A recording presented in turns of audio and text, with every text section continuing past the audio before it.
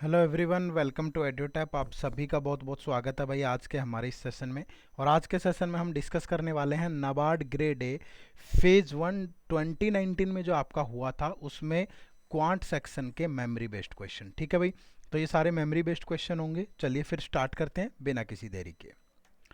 तो सेशन में आगे बढ़ने से पहले मैं आप सभी को बताना चाहूँगा कि अगर आप हमारे चैनल पर नए हैं तो आप हमारे यूट्यूब चैनल को सब्सक्राइब कर लें। फ्री कंटेंट और नोटिफिकेशन के लिए हमारा टेलीग्राम चैनल जरूर ज्वाइन करें। तो do subscribe our YouTube channel as well as join our Telegram channel, जिसका लिंक इसी वीडियो के डिस्क्रिप्शन बॉक्स में दिया गया है। तो नाबार्ड ग्रेड ए 2021 के लिए एडुटैप की तरफ से एक fully video master course launch किया गया है। खास बात क्या है कि ये बेस्ड ऑन न्यू पैटर्न। ठीक है, तो जो आपका न्यू पैटर्न है उसी पे बेस्ड ये आपका नाबार्ड ग्रेड ए 2021 का कोर्स है। और इस पे एडुटैप की तरफ से 30% का ऑफ अभी आपको अवेलेबल करवाया जा रहा है, जिसके लिए आपको कोड यूज करना नाबार्ड 30। तो नाबार्ड 30 कोड का यूज करके आप 30% का डिस्काउंट इस पे ले सकते हैं, और इसका लिंक भी इसी वीडियो के डिस्क्रिप्शन बॉक्स में है। ध्यान रखिए ये नए पैटर्न पे बेस्ड है, जो भी आपके चेंजेस हुए हैं इस बार उसी पे आधारित ये पूरा का पूरा कोर्स है।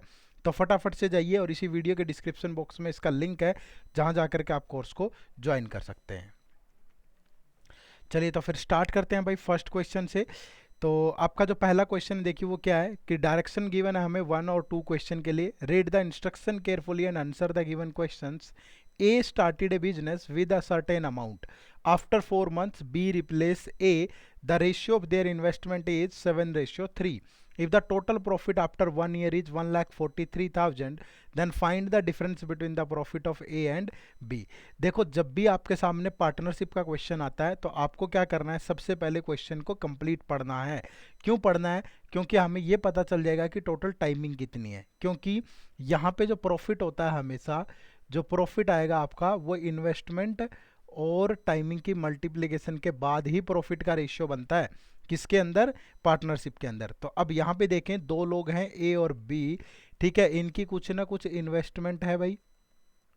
ठीक है, किसी टाइम के लिए ये इन्वेस्टमेंट की गई है। ठीक है, अब ये देखो कि A started a business with certain amount, after 4 months B replace ए।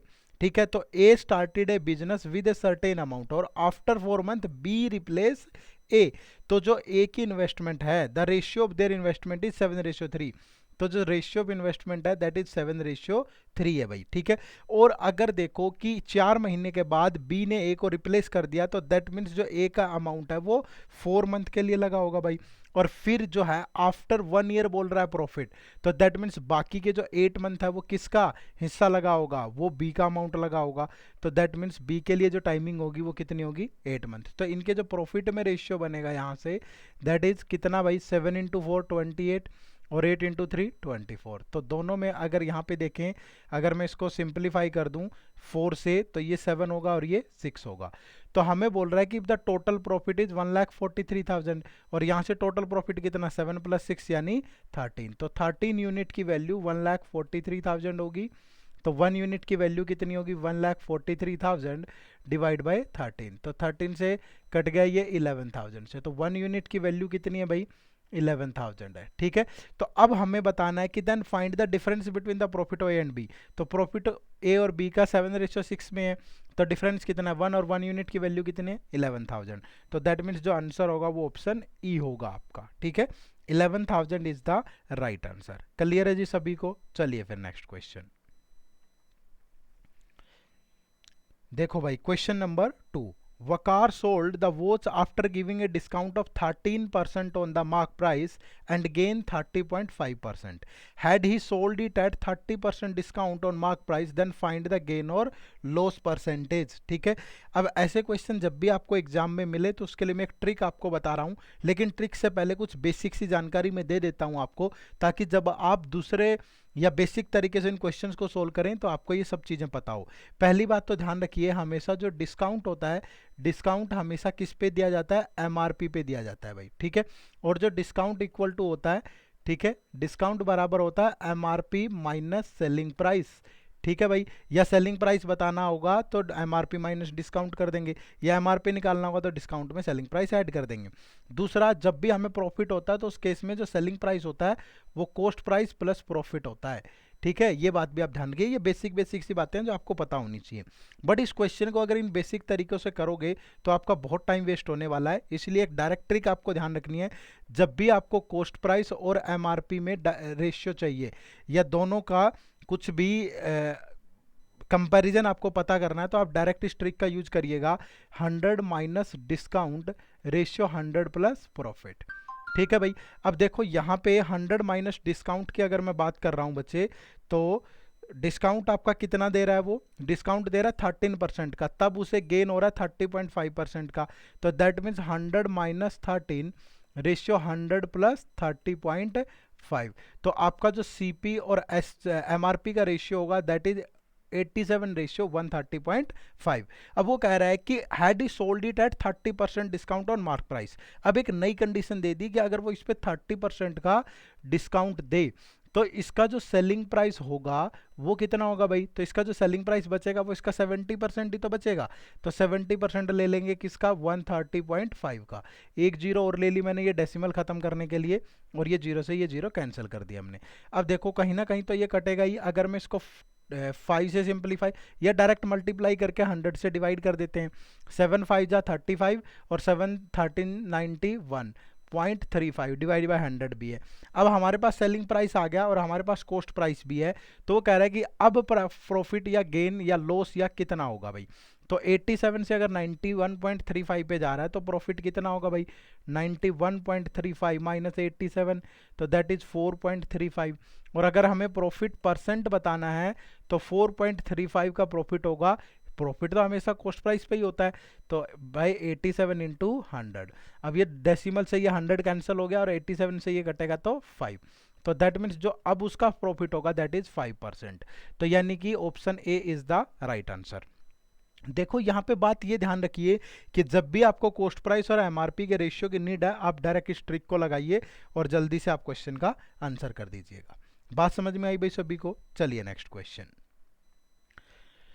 देखो बच्चे, डायरेक्शन है हमारे पास, what will come in place of the question mark in the following number series. आपको बताना है कि इस नंबर सीरीज में क्या आने वाला है। मैंने आपको बताया है कि पहले जब भी नंबर सीरीज की क्लासेज आपको दी है यूट्यूब पे हमने, तो वहाँ आपको बताया गया था कि आपको क्या करना है, हमेशा लॉजिक चेक करने होते हैं। ठीक है, अगर आपके सामने रॉन्ग टर्म बतानी हो किसी भी सीरीज में, तो रॉन्ग टर्म के लिए आपको डायरेक्ट स्टेप फॉर्म लगानी है।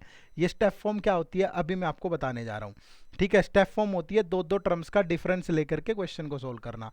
लेकिन जब भी आपको मिसिंग नंबर बताना हो, क्या बताना हो, मिसिंग टर्म बतानी हो, तो सबसे पहले आप क्या करेंगे, लॉजिक ढूंढने की कोशिश करिए, या तो स्क्वायर पे या क्यूब पे या स्क्वायर क्यूब प्लस माइनस पे। दूसरा आपको लॉजिक ढूंढना है मल्टीप्लिकेशन प्लस माइनस या डिवाइड प्लस माइनस पे। सीरीज अगर बहुत बड़े नंबर से ऐसे ज़्यादा गैप के साथ इंक्रीज हो रही है तो that means multiplication plus minus आएगा, और डिक्रीज हो रही है तो डिवाइड का केस बन सकता है। या फिर थर्ड पे आपको स्टेप फॉर्म लगाना है।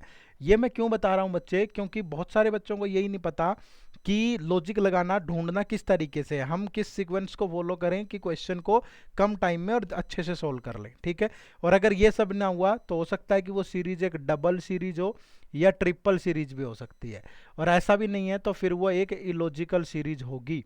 ठीक है भाई, अब देखो हमारी जो सीरीज है दैट इज 1 3 9 31 क्वेश्चन मार्क और 651। ठीक है जी, अब देखो सीरीज जो है वो इंक्रीज हो रही है एट द एंड, तो देखो यहाँ तो बहुत बड़ा फासला आ गया, तो दैट मीन्स यहाँ पे कोई ना कोई लॉजिक मल्टीप्लिकेशन का यूज हो रहा है।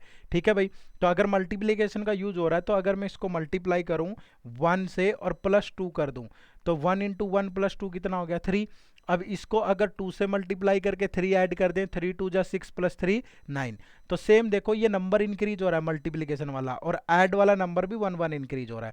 तो ये 3 से मल्टीप्लाई होकर 4 ऐड हुआ होगा, 9 3 जा 27 + 4 31। तो यहाँ पे क्या होगा फिर इंटू 4 + 5 होगा, तो 31 इंटू 4 होगा 124 + 5 होगा तो 129 आ जाएगा बच्चे। एक चीज़ और ध्यान रखिए, हमेशा एक स्टेप आगे तक चेक करो कि वो लॉजिकल सीक्वेंस को फॉलो कर रहा है कि नहीं। तो ये इंटू 5 + 6 होना चाहिए, और 129 इंटू 5 करेंगे तो 645 होगा, और +6 करेंगे तो 651। तो दैट मीन्स जो हमारा आंसर बनेगा यहाँ से वो बनेगा ऑप्शन ए 129। क्लियर है जी, बात समझ में आई सभी को? चलिए नेक्स्ट क्वेश्चन। फिर से हमें यही बताना है कि what will come in place of the question mark. तो हमारे पास सीरीज है 8 क्वेश्चन मार्क, 45 है, 110 है, फिर 236 है, फिर 453 है। तो आप लोग भी साथ के साथ आंसर करिए और देखिए कि क्या लॉजिक इसके अंदर यूज हो रहा है भाई, ठीक है। तो अब अगर यहाँ से मैं देखूँ तो मुझे स्क्वायर से भी हिसाब नहीं आ रहा, किसी के आसपास स्क्वायर नहीं बन रहा है ये, ठीक है। और अगर मल्टीप्लिकेशन देखें तो मल्टीप्लिकेशन भी बहुत दूर दूर है। जैसे इसको मैं 2 से मल्टीप्लाई करूँ 90, फिर 20 हो रहा है प्लस में। इसको अगर 2 से मल्टीप्लाई करूँगा तो 220 प्लस 16 हो रहा है। इसको फिर अगर 2 से मल्टीप्लाई करूँ तो ये 472 हो रहा है, और ज़्यादा हो रहा है। तो जब भी मल्टीप्लिकेशन या स्क्वायर क्यूब का लॉजिक नहीं बन रहा तो आपको क्या करना होता है, स्टेप फॉर्म लगानी होती है। स्टेप फॉर्म क्या है, इन दोनों टर्म्स का डिफरेंस यहाँ आएगा, इन दोनों टर्म्स का डिफरेंस यहाँ आएगा, हमें नहीं पता क्या है। अब देखो यहाँ से अगर देखूँ 45 और 110 का जो डिफरेंस है दैट इज 65। अगर 110 और 236 की बात करें तो दैट इज 126, ठीक है। और 236 और 453 की बात करें तो दैट इज 217। क्या अब कोई लॉजिक समझ में आया? यस। जो 217 होता है दैट इज 6 का क्यूब प्लस 1 होता है। 6 का क्यूब आपका 216 होता है, प्लस 1 करेंगे तो 217 बनेगा। जो 126 होता है ये 5 का क्यूब प्लस 1 होता है बच्चे। और जो 65 होता है दैट इज 4 क्यूब प्लस 1। तो ये देखो एक सीरीज बन रही है, यहाँ 4 क्यूब प्लस 1 है, ये 5 क्यूब, ये 6 क्यूब, तो दैट मीन्स यहाँ 3 क्यूब प्लस 1 होगा। अगर 3 क्यूब प्लस 1 होगा तो ये 28 रहा होगा डिफरेंस। और अगर ये 28 रहा है तो 45 माइनस 28, तो दैट मीन्स यहाँ पे जो नंबर होगा दैट इज 17। और 17 और 8 का डिफरेंस लोगे तो 9, और 9 इज 2 क्यूब प्लस 1। तो ये पूरी एक लॉजिकल सीक्वेंस हमारी बन जाती है ऐसा करने से। तो ऑप्शन सी जो है वो आपके क्वेश्चन का बिल्कुल राइट आंसर होगा यहाँ पे। क्लियर है जी, बात समझ में आती है सभी को? चलो भाई नेक्स्ट क्वेश्चन देखिए भाई, क्वेश्चन नंबर 5 के अंदर अब यहाँ पे हमारे पास कुछ नंबर्स, कुछ टर्म्स हैं। 28 है, फिर 29 है, फिर 27 है, फिर 33 है, फिर 9 है, और फिर क्वेश्चन मार्क है, ठीक है। तो हमें बताना है कि क्वेश्चन मार्क की जगह पे क्या आने वाला है, ठीक है भाई। अब देखो यहाँ फिर से स्क्वायर क्यूब या मल्टीप्लिकेशन, बहुत आसपास नंबर है तो डिफरेंस से ही कुछ ना कुछ बन रहा होगा। तो यहाँ से अगर मैं डिफरेंस लेता हूँ 28 में प्लस 1 करूँ तो 29 बन रहा है, 29 में से माइनस 2 कर दूँ तो 27 बन रहा है, 27 प्लस 6 करोगे तभी 33 बना होगा, और 33 में से 24 माइनस किया होगा तो 9 बना होगा। क्या कुछ समझ में आया? एक चीज़ तो मुझे ये समझ में आई कि जो साइंस है वो ऑल्टरनेट है, एक बार प्लस हो रही है वैल्यू, एक बार नेगेटिव, फिर प्लस, फिर नेगेटिव। और दूसरा क्या है, देखो 1 को अगर 2 से मल्टीप्लाई करूं तो 2 बन गया, 2 को अगर 3 से मल्टीप्लाई करूं तो 6 बन गया, और 6 को अगर 4 से मल्टीप्लाई करूं तो 24 बन गया। तो ऐसे ही सेम इसको 5 से मल्टीप्लाई करेंगे तो 120 बनेगा। और साइन क्या होगा, देखो ये पॉजिटिव था, फिर नेगेटिव, पॉजिटिव, नेगेटिव, तो ये पॉजिटिव, दैट मीन्स 120 ऐड होगा, तो यहाँ पे क्या होगा 129। तो option C is the right answer. बात समझ में आई भाई सभी को? चलिए फिर नेक्स्ट क्वेश्चन देखते हैं भाई। देखो भाई नेक्स्ट क्वेश्चन, डायरेक्शंस हमारे पास है क्वेश्चन नंबर 6 से 8 के लिए। Read the instruction carefully and answer the given question. Ratio between age of A and B is 4:5, ठीक है भाई। 8 ईयर हैंड्स, ये ए और बी की प्रेजेंट एज की बात कर रहा है यहाँ पे, ठीक है भाई। तो ए और बी की जो एज है, अगर कुछ भी नहीं दिया तो दैट मीन समझ जाइए कि वो प्रेजेंट एज की बात कर रहा है। तो ए और बी की जो प्रेजेंट एज है that is 4:5। 8 year hence A will be equal to sum of B's age 8 year ago and C's age 8 year ago, ठीक है भाई। अब वो कह रहा है कि 8 year hence A will be 8 साल के बाद, 8 year hence 8 साल के बाद जो A की एज होगी, यहां लिख देता हूं ए की age is equal to, A will be equal to the sum of B's age 8 year ago and C's age 8 year ago। तो दैट मीन्स वो किसके इक्वल होगी भाई, 8 year ago बी और सी की एज के सम के इक्वल होगी, प्लस सी माइनस 8, ठीक है। तो मैं बोल सकता हूं कि बी प्लस सी माइनस 16 ईयर, ठीक है। 8 साल के बाद ए की एज इतनी होगी। बट आगे क्या कह रहा है कि average of present age of B and C is 30 year. तो बी और सी की अगर प्रेजेंट एज की बात करूं तो प्रेजेंट एज की एवरेज 30 है, तो टोटल कितनी होगी 60 ईयर होगी। तो अगर 60 ईयर है बी और सी की प्रेजेंट एज, तो हमसे क्या पूछ रहा है, 8 ईयर हैंस बी और सी की एज जितनी थी उसका सम है, ठीक है। या तो बी और सी की एज कितनी है, यहां डायरेक्ट पुट कर दो 60 माइनस 16 तो 44। तो 8 ईयर हैंस ए की एज कितनी होगी 44, 8 ईयर हैंस, तो प्रेजेंट एज ऑफ ए कितनी हो जाएगी भाई प्रेजेंट एज ऑफ ए। तो ये तो 8 साल बाद है ना 44, तो 8 माइनस कर दो तो प्रेजेंट एज कितनी होगी 36 ईयर। तो यहाँ पे अगर पुट करोगे ए की एज 4 है, तो यहाँ पे ओरिजिनल कितनी है 36, तो 4 को किससे मल्टीप्लाई करें 36 आ जाए 9 से, तो सेम इसको भी 9 से करो तो बी की प्रेजेंट एज कितनी आ गई 45। बट वो हमसे पूछ रहा है प्रेजेंट एज ऑफ सी, और हमें पता है कि बी और सी की प्रेजेंट एज का सम कितना है 60 ईयर, तो सी की प्रेजेंट एज कितनी होगी 60 माइनस 45, यानी कितने ईयर भाई 15 ईयर। ठीक है, तो ऑप्शन सी जो है वो आपके क्वेश्चन का बिल्कुल राइट आंसर होगा। ज़्यादा मुश्किल क्वेश्चन नहीं होता, ये सिर्फ स्टेटमेंट पढ़ोगे, साथ के साथ थोड़ा सा जो भी बेसिक कैलकुलेशन हो उसको लगाइए और क्वेश्चन सोल्व हो जाता है। ठीक है, चलो नेक्स्ट क्वेश्चन देखो भाई। Question number 7, there are 2 right circular cylinder C1 and C2, the ratio volumes of C1 and C2 is 4:1। तो दो राइट सर्कुलर सिलेंडर है, एक C1 है और एक C2 है भाई। ठीक है, तो इनकी जो वॉल्यूम है, वॉल्यूम का जो रेशियो है बच्चे that is 4:1, and the height of C1 and C2 is equal. तो जो दोनों की हाइट है भाई, हाइट का रेशियो 1:1 है। Difference between the radius of C1 and C2 is 7, find the radius of C2। तो अगर मैं रेडियस लेके चलूं कि जो राइट सर्कुलर सिलेंडर C1 है उसकी रेडियस R1 है और दूसरे की रेडियस R2 है, अगर यहाँ से इनकी वॉल्यूम में रेशियो बनाते हैं, अब वॉल्यूम क्या होती है सिलेंडर की, पाई आर स्क्वायर एच। तो C1 की वॉल्यूम क्या होगी भाई, पाई R1 स्क्वायर एच, और C2 की वॉल्यूम क्या होगी, पाई R2 स्क्वायर एच। ठीक है, दैट इज इक्वल टू किसके 4/1 के। अब देखो पाई से पाई कैंसिल हो गया, हाइट से हाइट कैंसिल होगी क्योंकि हाइट भी सेम ही है। तो R1 और R2 का जो स्क्वायर है वो 4:1 के बराबर है भाई। तो दोनों तरफ स्क्वायर रूट कर देंगे तो R1/R2 कितना बच गया हमारे पास 2/1। तो दोनों की रेडियस में जो डिफरेंस आ रहा है हमारे अकॉर्डिंग वो 2:1 है, तो 1 का डिफरेंस आया, और डिफरेंस कितना है 7, तो 1 की वैल्यू 7 होगी।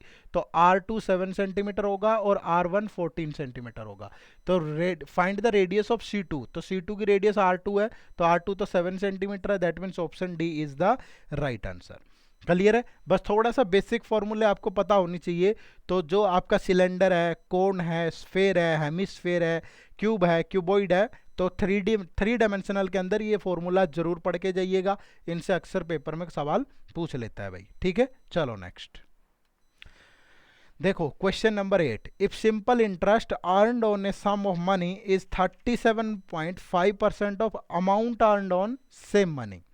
ठीक है, for 4 years at R% per annum simple interest. What is R? If simple interest earned on a sum of money is 37.5% of amount.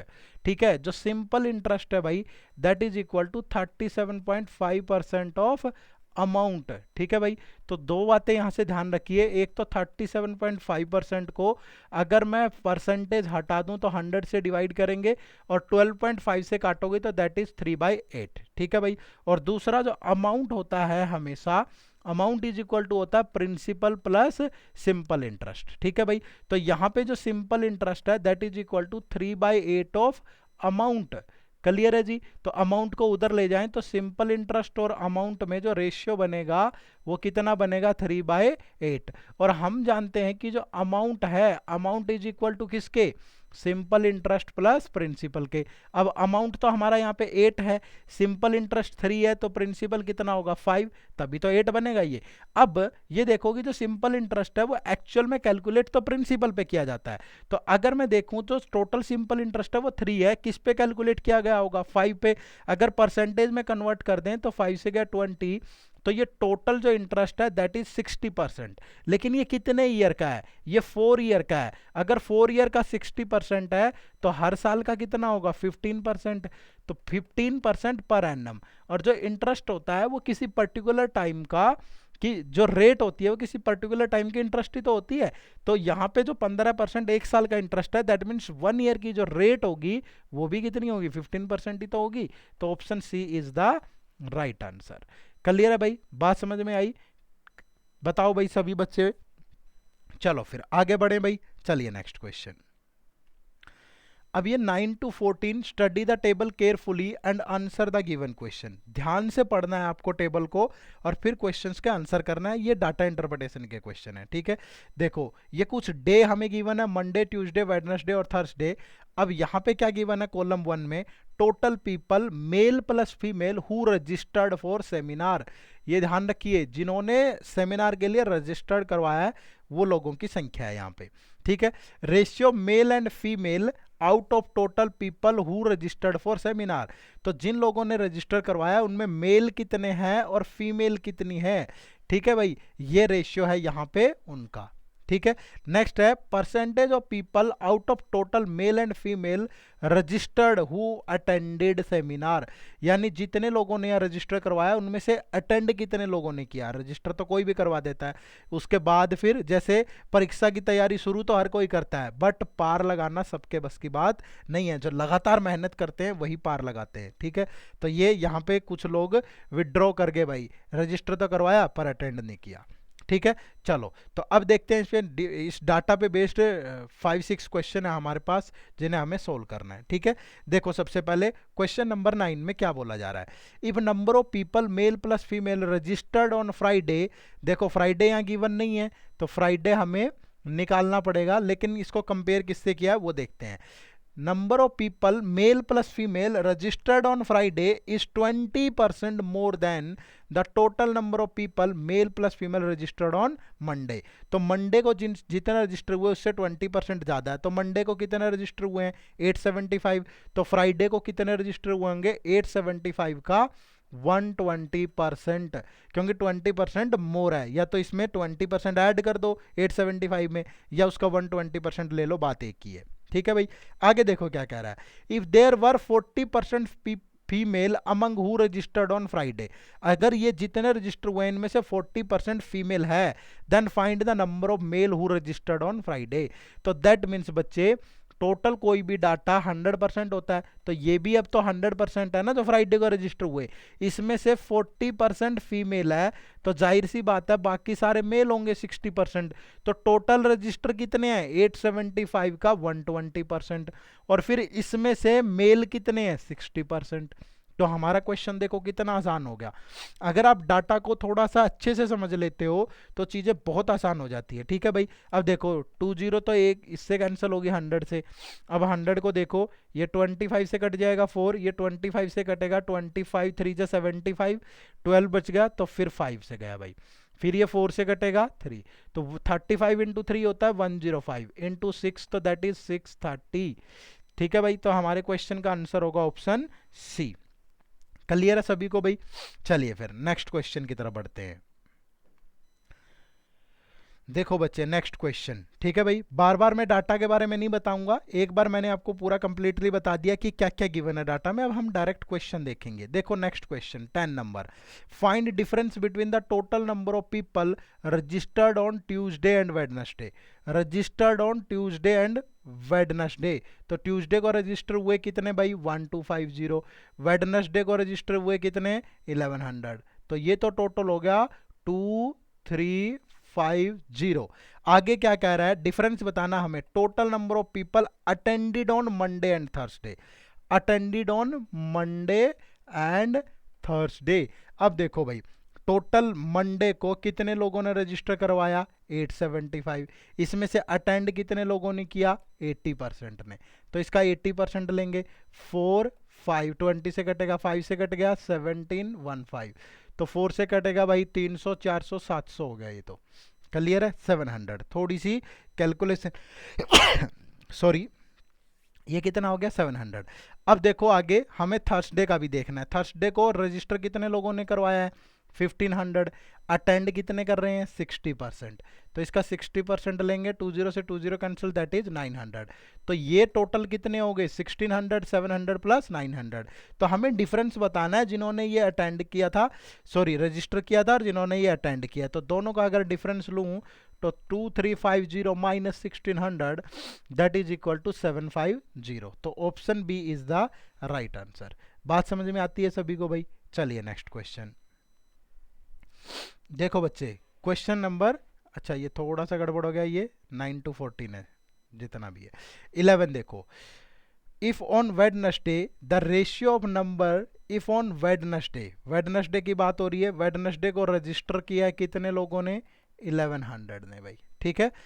If on Wednesday the ratio of number of male and female who attended the seminar, who attended the, पहले तो ये देखो कि total register किया 1100 ने, और उसमें से मेल और फीमेल कितने, 3:8 में है।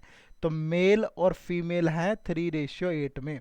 तो 8 और 3 11, 11 की वैल्यू 1100, तो 1 की वैल्यू 100 भाई, तो 3 की वैल्यू 300 और 8 की वैल्यू 800, ठीक है।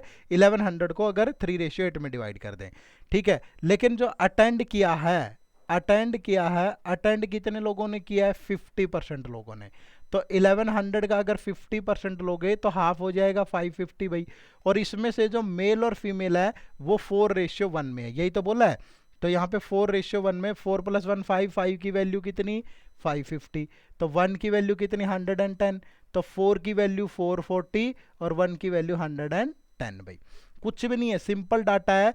रजिस्टर्ड लोग हैं 1100 और मेल और फीमेल है 3:8 में, डिवाइड कर दो। फिर अटेंड कितने लोगों ने किया है, 50% ने। और क्वेश्चन के अंदर बोला है कि जिन लोगों ने अटेंड किया है वो मेल और फीमेल 4:1 में है। तो मेल ने अटेंड किया होगा 440 ने और फीमेल में 110 ने। अब क्वेश्चन क्या है जो पूछा है, हमें आंसर करना है। Then the number of female who registered for seminar but not attended. अब फीमेल ने कितनी फीमेल से रजिस्टर करवाया था, 800 ने। अटेंड कितनी फीमेल ने किया है, 110 ने। तो फिर ऐसी कितनी फीमेल है जिन्होंने रजिस्टर तो करवाया है बट अटेंड नहीं किया, तो दीज आर 690। तो option D is the right answer. बात समझ में आई भाई सभी बच्चों को? चलिए नेक्स्ट क्वेश्चन देखो भाई, question number 12। The number of females registered for seminar in Thursday is, the number of female registered for seminar in Thursday. देखो सबसे पहले थर्सडे को रजिस्टर कितने लोगों ने कराया है, 1500। उसमें से मेल और फीमेल किस रेशियो में है, मेल और फीमेल का रेशियो है 3:2। तो 3 + 2 5 की वैल्यू 1500, तो 1 की वैल्यू 300, तो 3 की वैल्यू 900 और फीमेल होंगी कितनी, 600, ठीक है भाई। आगे क्या कह रहा है आप देखो, the number of female registered for seminar in Thursday these are 600 is what percent more than the number of males registered for seminar on Monday. अब मंडे को देखो टोटल कितने हैं भाई, 875। मेल और फीमेल का रेशियो क्या है भाई, 4:3। तो 4:3 में डिवाइड करेंगे, 4 + 3 7 की वैल्यू 875। तो 1 की वैल्यू 7 से गया 1, फिर 17 2 जा 14, फिर 7। तो ये 127 से मल्टीप्लाई होगा और ये भी 127 से मल्टीप्लाई होगा। तो ये हो गया 381, ये हो गया 108 508 भाई। नहीं, गड़बड़ हो गया, इतना तो नहीं हो सकता। ये 5 है, 7 5 जा 35 होता है, तो इंटू 5 है, तो दैट इज 375 और दैट इज 375 और तो ये गुणा करेंगे तो ये 500 भाई। क्लियर? थोड़ी सी कैलकुलेशन मिस्टेक होगी, चलता है बस इतना। चलो देखो आगे, the number of female registered the seminar in Thursday is what percent more than the number of males registered for seminar on Monday. तो मेल ने कितना रजिस्टर करवाया भाई, अटेंड किया है, रजिस्टर करवाया, सॉरी अटेंड वाला तो लिया ही नहीं हमने, तो 500 ने, और फीमेल ने 600 ने। तो 600 जो है 500 से कितना अबव है, 100 अबव है। किससे, 500 से। इनटू 100 करेंगे परसेंटेज में चेंज करने के लिए, तो कितना आ जाएगा, 20%। तो option B is the right answer. Clear है जी सभी को? चलिए नेक्स्ट क्वेश्चन देखो भाई, question number 13। The ratio of number of people attended on Tuesday, Tuesday को टोटल रजिस्टर करवाया है 1250 लोगों ने, अटेंड किया है 70% ने भाई, ठीक है। And number of people attended on Wednesday, दोनों का रेशियो बताना है। अब वेडनेसडे को कितने लोगों ने रजिस्टर करवाया है, 1100। अटेंड किया है कितने लोगों ने, 50% ने, ठीक है भाई। 2 0 से 2 0 कट गया, ये बन गया 550। 2 0 से 2 0 कटेगा, दैट इज 175 7 875। क्लियर है भाई? अब 5 से कट जाएगा तो ये 110 हो जाएगा, ये 5 से कटेगा तो 175 हो गया भाई। फिर 5 से कटेगा तो ये 35 हो गया भाई, ये 5 से कटेगा तो 22, तो 35:22, यानी option B is the right answer. Clear है भाई, बात समझ में आई सभी को। चलिए नेक्स्ट क्वेश्चन देखो जी, question number 14। If on Thursday 40% of female who registered for seminar also attended it, then the number of males who attended seminar. देखो सिर्फ थर्सडे का जिक्र हो रहा है, पूरा डाटा उठा लेते हैं। थर्सडे में टोटल रजिस्टर्ड कितने हैं भाई, आपके रजिस्टर्ड हैं 1500, और रजिस्टर्ड में मेल और फीमेल किस रेशियो में है, ये मेल है, ये आपकी फीमेल है 3:2, तो 3 + 2 5 की वैल्यू 500, तो मेल है 900 और फीमेल है 600 भाई। क्लियर है। अब उसमें से रजिस्टर्ड कितनी है, सॉरी अटेंड वाले कितने हैं 60%, तो यहाँ पे अटेंड वाले ले लूँ, तो अटेंड वाले कितने हैं 60%, तो 1500 का 60% लेंगे तो 900, 15 छिके 90, 10% 150, तो 60% 900। और अब वो कह रहा है कि जिन्होंने भी अटेंड किया है उनमें जो फीमेल है वो 40% है, तो ये फीमेल है ये मेल है, तो फीमेल 40% है। अब 900 का 40% कितना होगा भाई, 900 का 10% 90 होता है, तो 40% मतलब 4 टाइम कितना होगा 360, तो मेल कितने बच गए 900 - 360, ये बच जाएगा कितना 540 भाई। इतने मेल ने अटेंड किया है। अब वो पूछ रहा है कि who registered for seminar also attended the number of males who attended seminar, number of male who attended seminar, तो ये तो 540 हो गया आपका। अच्छा थोड़ी सी गड़बड़ होगी यहाँ हमसे, ठीक है मैं उसे ठीक कर देता हूँ। गड़बड़ क्या हुई, यहाँ पे जो गिवन है देखो, ये जो डाटा है इसकी हमें ज़रूरत नहीं थी। क्यों नहीं थी, अब देखो simply, if on Thursday 40% female who registered for seminar also attended, ठीक है भाई, तो जिन महिलाओं ने रजिस्टर करवाया है उनमें से 40% है, ना कि टोटल में से। यहाँ हमने टोटल में से ले लिया था, तो टोटल में से नहीं लेना। जो फीमेल हैं वो टोटल कितनी रजिस्टर हुई है 600, इसमें से 40% ने अटेंड किया है, ठीक है भाई, तो 600 का 40% होगा 240, ठीक है, तो 240 लोगों ने अटेंड किया है भाई फीमेल ने। Then the number of males who attended seminar, अब हमें बताना है कि नंबर ऑफ मेल जिन्होंने अटेंड किया है। अब देखो टोटल 1500 है, 1500 का 60% लोगों ने अटेंड किया 900 ने, ठीक है भाई। अगर 900 ने अटेंड किया है और इसमें से फीमेल 240 है, तो मेल कितने होंगे 900 - 240, दैट इज 660, ठीक है भाई, तो option C is the right answer. बात समझ में आई सभी को, ये हमने थोड़ा सा यहाँ पे गलत ले लिया था डाटा, ठीक है। चलिए फिर नेक्स्ट डायरेक्शन देखो भाई 15 से 17, read the instruction carefully and answer the given question, ठीक है भाई, ध्यान से पढ़ना है और आंसर करना है क्वेश्चन का। देखो क्या है, monthly income of Wasim is 130% of Sabana. जो वसीम है, वसीम की मंथली इनकम सबाना से 130%, अगर सबाना की 100 है तो वसीम की 130 है भाई, ठीक है, monthly income. Saving of Wasim and Sabana is equal and spend remaining, Wasim और सबाना की सेविंग सेम है, बाकी पैसा वो खर्च करते हैं। Shabana saves 12,000 per month which is 20% of his salary, यानी कि 20% सेव करती है और 12,000 सेव करती है, तो मतलब दोनों इक्वल होंगे, यानी कि उसकी सैलरी का 20% वो सेव करती है, और सेव कितना करती है 12,000, तो मतलब उसकी सैलरी का 20% किसके बराबर है 12,000 के। क्लियर है। तो अब यहाँ पे एक सिंपल सी चीज देखो, how much Wasim spend in a month, ठीक है भाई। पहली बात तो दोनों की जो सेविंग है, सेविंग वो इक्वल है भाई, 1:1 में है, ठीक है। तो अगर यहाँ पे सबाना की सेविंग कितनी है भाई 12,000 है, ठीक है भाई, तो वसीम की सेविंग भी कितनी होगी 12,000 होगी। अब अगर सबाना की सेविंग 12,000 है जो कि 20% है, तो सबाना की इनकम कितनी होगी, इनकम ऑफ सबाना, क्योंकि इनकम तो हमेशा 100% होती है, तो 20% कितना है 12,000 है भाई, तो 12,000 को डिवाइड कर दो 20 से और 100 से मल्टीप्लाई कर देंगे 100% निकालने के लिए, तो ये गया 5 से, तो दैट मीन्स 60,000 जो है वो सबाना की इनकम है।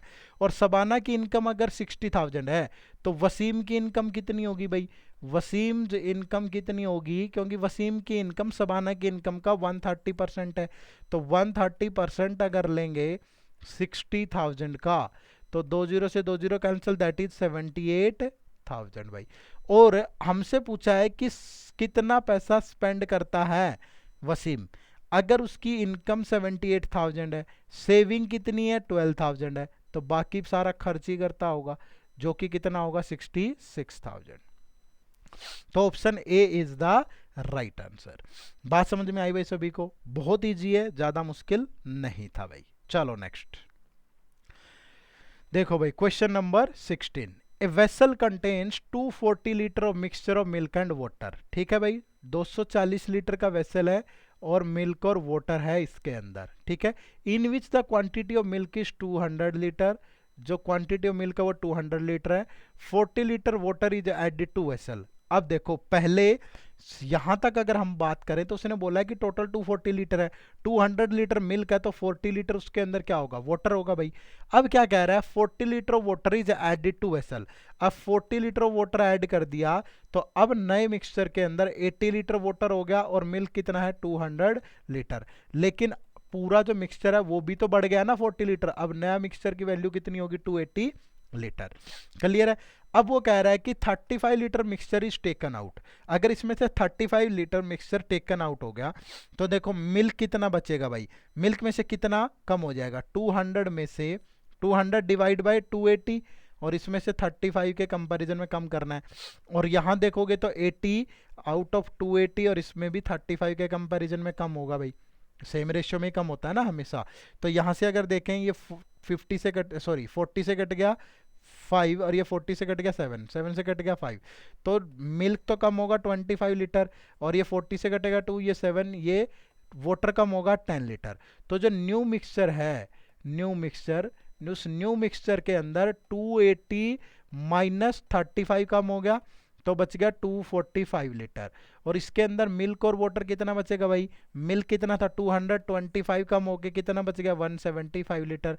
वाटर 80 था भाई, 10 कम हो गया, तो कितना बच गया 70 लीटर। और पूरा टोटल देखोगे तो 245 लीटर। क्लियर है? अब वो हमसे पूछ रहा है कि find the quantity of milk is approximately what percent in the mixture. जो मिल्क की क्वांटिटी है 175, वो पूरे मिक्सचर का कितने परसेंट है, ये वो कह रहा है भाई। तो 5 से काट लो इसको 20, ये 5 से कटेगा तो 5 4 जा, और फिर 5 9 जा। ठीक है, अगर मल्टीप्लाई कर लें, ये 7 से कट रहा है 7, ये 7 से कटेगा तो 25। ठीक है, तो 500 बाय 7%, तो 71 पॉइंट समथिंग अप्रोक्सीमेटली बोला है, तो option E is the right answer. Clear है भाई? बहुत सिंपल और साधारण सवाल था, बड़े आराम से आप इसको कर सकते थे। आगे बढ़े, नेक्स्ट क्वेश्चन देखो। देखो जी, question number 17। Two pipes A and B can fill a tank in 16 hours and 20 hours. दो पाइप है, एक और बी। एक उसे 16 आवर्स में फिल कर सकता है और दूसरा उसे 20 आवर्स में फिल कर सकता है। ठीक है, the tank is already 1/4 full. तो अब पहले देख लेते हैं कि इस टैंक की कैपेसिटी कितनी है।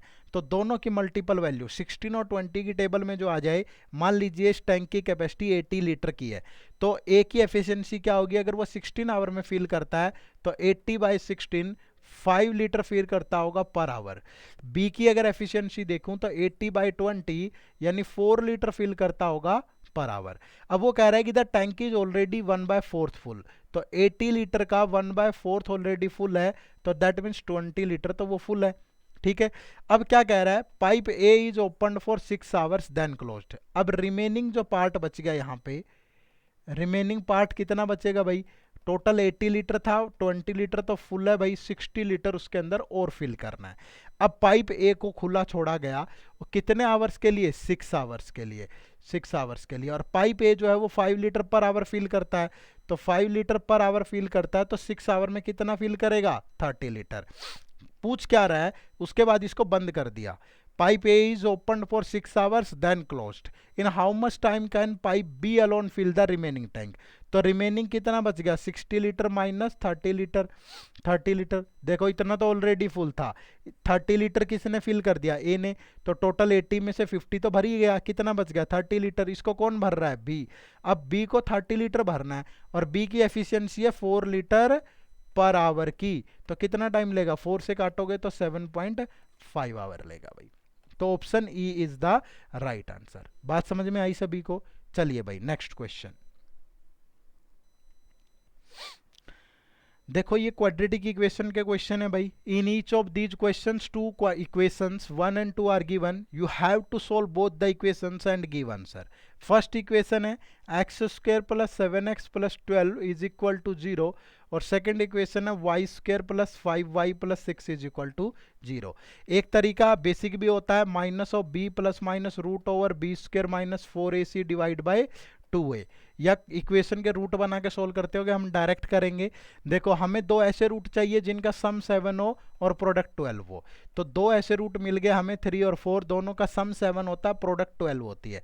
अब जब x के रियल रूट लोगे तो दोनों के साइंस चेंज हो जाएंगे भाई, इसको -3 लिखेंगे, इसको -4, और एक्स स्क्वायर के साथ जो भी नंबर है उससे डिवाइड करेंगे, यहाँ कोई नंबर नहीं है, तो x के दो रूट यहाँ से क्या बनेंगे, -3 और -4।